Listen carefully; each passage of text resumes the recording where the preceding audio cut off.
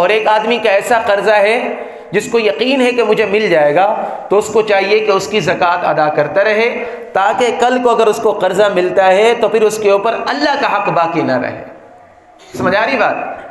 تو رسول اللہ صلی اللہ علیہ وسلم نے ارشاد فرمایا کہ جس مال میں سے زکوٰۃ ادا کر دی جاتی ہے اس مال کے شر سے آدمی محفوظ ہو جاتا ہے، یعنی اس مال کی وجہ سے اسے عذاب نہیں دیا جائے گا۔ اور زکوٰۃ کا فائدہ پتہ کیا ہے؟ یمحق اللہ الربا ویربی الصدقات۔ اللہ فرماتا ہے کہ بندے کو نظر آتا ہے نا کہ سود بڑھ رہا ہے، سود بڑھ رہا ہے، 10 لاکھ روپیہ دیا، اس کے اوپر مجھے اگلے سال جو ہے نا 20 لاکھ مل جائے گا، سود لگا لیا، اگر بزنس کے اندر نہیں، سود اگر لگایا ہوا ہے، تو اللہ فرماتا ہے کہ تیرا مال بڑھ رہا نہیں ہے، یہ تیرا مال گھٹ رہا ہے۔ وَيُرْبِ الصَّدَقَاتِ، اللہ رب العزت صدقات کو بڑھاتا ہے۔ تم نے مال سے زکوٰۃ ادا کی، ظاہری طور پر تمہیں نظر آ رہا ہے کہ مال کم ہو رہا ہے، اللہ کے محبوب فرما رہے ہیں اللہ کی قسم، اللہ کے محبوب کی حدیث ہے، فرمایا اللہ کی قسم صدقہ کرنے سے مال کم نہیں ہوتا ہے، زکوٰۃ ادا کرنے سے مال کم نہیں ہوتا ہے، اللہ کی راہ میں خرچ کرنے سے مال کم نہیں ہوتا ہے، اللہ رب العزت اس کو مزید بڑھا دیتا ہے۔ آپ نے اگر زکوٰۃ ادا کی، آپ نے صدقہ کیا، آپ کے تھوڑے مال کے اندر اللہ برکتیں عطا فرما دے گا، تھوڑے مال سے اللہ رب العزت بڑے بڑے کام آپ سے کروا دے گا۔ لیکن اگر مال کی زکوٰۃ ادا نہیں کی اور مال کو ایسے رکھا ہوا ہے، اس مال کے اوپر اللہ رب العزت کئی طرح کے شر پیدا کر سکتا ہے، اللہ رب العزت موذی امراض کے اندر مبتلا کر سکتا ہے، وہاں پر ایک ایک سٹٹ ڈلواتے ہیں، ایک ایک یعنی مشینری کے چیک کرواتے ہیں، لاکھوں روپے اس کے اوپر لگ جاتے ہیں۔ میں یہ نہیں کہتا کہ جو بیچارے بیمار ہیں وہ زکوٰۃ ادا نہیں کرتے، نہیں، زکوٰۃ ادا کرنے کے باوجود اگر بیمار ہیں تو یہ اللہ کی منشا ہے، اللہ کی مرضی ہے، لیکن زکوٰۃ ادا نہیں کر رہے تو پھر ان کو فکر کرنے کی ضرورت ہے کہ یہ ہمارے ایکسیڈنٹ کیوں ہو رہے ہیں، ہمارے نقصان کیوں ہو رہے ہیں، ہمارے کرائسس کیوں آ رہے ہیں، پیسے کیوں جا رہے ہیں، پھر اس کو فکر کرنے کی ضرورت ہے۔ اس لیے میرے بھائیوں، زکوٰۃ کا نصاب آج ہم سب کو چیک کرنا ہے۔ اپنے مال میں دیکھیں، ہم نے اپنی بچیوں کے لیے اگر زیورات بنا کر رکھیں اس کو بھی چیک کریں، اور اپنے لیے اگر ہمارے پاس کوئی ہمارے پلاٹس ہیں، ہمارے کوئی پیسے موجود ہیں، کوئی سونا چاندی یہ چیزیں موجود ہیں، تو ایک ایک چیز کو کیلکولیٹ کریں۔ کسی نے ہمارا قرضہ دینا ہوتا ہے نا، ہم ایک ایک چیز کیلکولیٹ کرتے ہیں، 10 روپے بھی نہیں چھوڑتے ہیں، یہ تو اللہ رب العزت کا قرضہ دینا ہے ہم نے، اور اللہ رب العزت کے دربار میں ہم مقروض ہو کر پیش ہو گئے تو کیا حال ہوگا میرے بھائی۔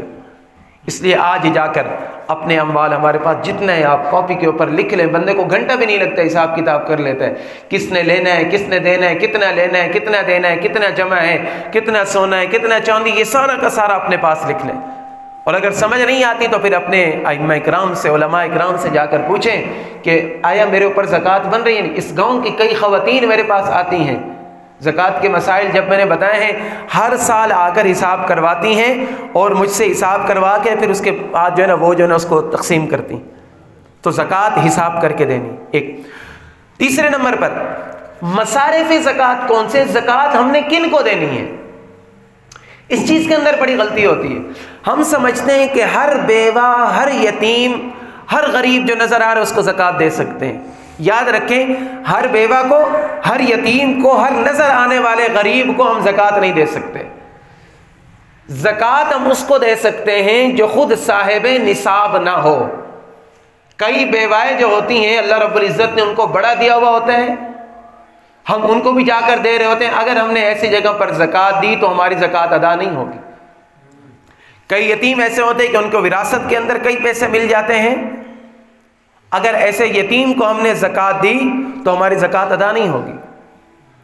کئی ظاہری طور پر غریب نظر آنے والے ایسے ہوتے ہیں کہ ان کے پاس بہت سارا بینک بیلنس ہوتا ہے، بہت ساری جائیدادیں ہوتی ہیں، لیکن ظاہری طور پر وہ غریب نظر آ رہے ہوتے ہیں، کہ ایسے بندے کو اگر ہم نے بلا تحقیق زکوٰۃ دی تو ہماری ادا نہیں ہوگی، لیکن اگر ہم نے تحقیق کی، پوری تحقیق کے بعد ہم نے زکوٰۃ دی، زکوٰۃ ادا کرنے کے بعد ہمیں پتہ چلا کہ یہ بندہ صاحب نصاب تھا، تو پھر ہماری زکوٰۃ ادا ہو جائے گی۔ اپنی طرف سے تحری کرنا، کوشش کرنا، یہ ہماری ذمہ داری ہے۔ اب اگر ہمیں پتہ ہے کہ غریب بھی ہے، فقیر بھی ہے، مسکین بھی ہے، مستحق بھی ہے، اب ہم نے یہ دیکھنا ہے کہ ہم نے زکوٰۃ کس کو دینی ہے، ترجیح کس کو دینی ہے۔ زکوٰۃ کے اندر ترجیح سب سے پہلے اپنے رشتہ داروں کو دینی ہے. یتیمن ذا مقربہ، سب سے پہلے اپنے رشتہ داروں کو دینی ہے، سب سے پہلے. اس کے اندر 2 فائدے ہوں گے، ایک تو زکوٰۃ ادا ہو جائے گی، دوسرے نمبر پر صلہ رحمی کرنے کا ہمیں ثواب ملے گا. اور پھر اپنے پڑوسی کو ہم نے دیکھنا ہے، اپنے اہل محلہ کو دیکھنا ہے ہم نے کہ ان کے اندر کون کون مستحق ہیں. ہاں، رشتہ داروں کے اندر یہ بات یاد رکھیں کہ 2 قسم کے رشتہ داروں کو ہم نہیں دے سکتے ہیں. ایک جن کے ساتھ جن کی نسل سے ہم پیدا ہوئے، میرا باپ، میرا دادا، میرا پردادا، میری ماں، میری نانی، جن کی نسل سے ہم آئے، ہم ان کو نہیں دے سکتے. اور جو ہماری نسل میں سے، ہم ان کو نہیں دے سکتے. اپنے بیٹے کو، اپنی بیٹی کو، اپنے پوتے کو، اپنی پڑپوتی کو، جو اوپر سے اور نیچے سے جن کی نسل سے ہم ہیں، جو ہماری نسل سے، ان کو ہم نہیں دیں. جو ہمارے سائڈ سے، ہمارے بھائی، ہماری بہنیں، ہماری پھپھی، ہماری خالہ، جو رشتہ دار سائڈوں والے، ان سب کو ہم زکوٰۃ دے سکتے ہیں اگر وہ زکوٰۃ کے مستحق ہیں، اور ان کو زکوٰۃ دینے کا زیادہ ثواب ہے. اور دوسرے نمبر پر نکاح کا رشتہ جس کے ساتھ ہے، میاں اپنی بیوی کو زکوٰۃ نہیں دے سکتا اور بیوی اپنے شوہر کو زکوٰۃ نہیں دے سکتی. یہ 2 قسم کے رشتے ایسے ہیں جن کے اندر ہم زکوٰۃ نہیں دے سکتے. باقی رشتہ داروں کو ہم زکوٰۃ دے سکتے ہیں. اگر امت کے اندر صرف زکوٰۃ صحیح طریقے سے ادا کرنی شروع ہو جائے، صحیح طریقے سے لوگ زکوٰۃ دینا شروع کر دیں، تو ہمارے معاشی حالات پوری امت مسلمہ کے بالکل ٹھیک ہو جائیں گے.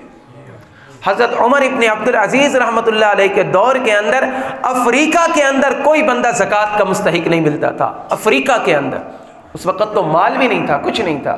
لوگ مجبوراً آ کر جو بیت المال ہوتا ہے اس کے اندر زکوٰۃ جمع کروائے. مدینہ کی گلیوں کے اندر لوگ مال لے کر گھومتے تھے. او بھائی کوئی ہے زکوٰۃ کا مستحق، ہم زکوٰۃ نہیں. کہتے نہیں بھائی، ہم سارے صاحب نصاب ہیں، ہم زکوٰۃ لے ہی نہیں سکتے. اللہ نے زکوٰۃ کا ہمارے اوپر اس لیے فرض کی ہے کہ جو ہمارے بھائی نیچے ہیں ان کو ہم اوپر لائیں، ہم ان کو مال کے ذریعے ہم ان کی معاونت کریں. میرے بھائیو، یہ مال اللہ نے دیا ہے اور اس کے اندر اللہ کا حق زکوٰۃ بھی ہے، عشر بھی ہے.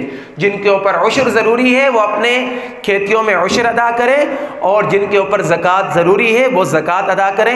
اللہ رب العزت سے دعا ہے جو معروضات پیش کی اللہ رب العزت عمل کرنے کی توفیق عطا فرمائے. آمین. وآخر دعوانا ان الحمد للہ.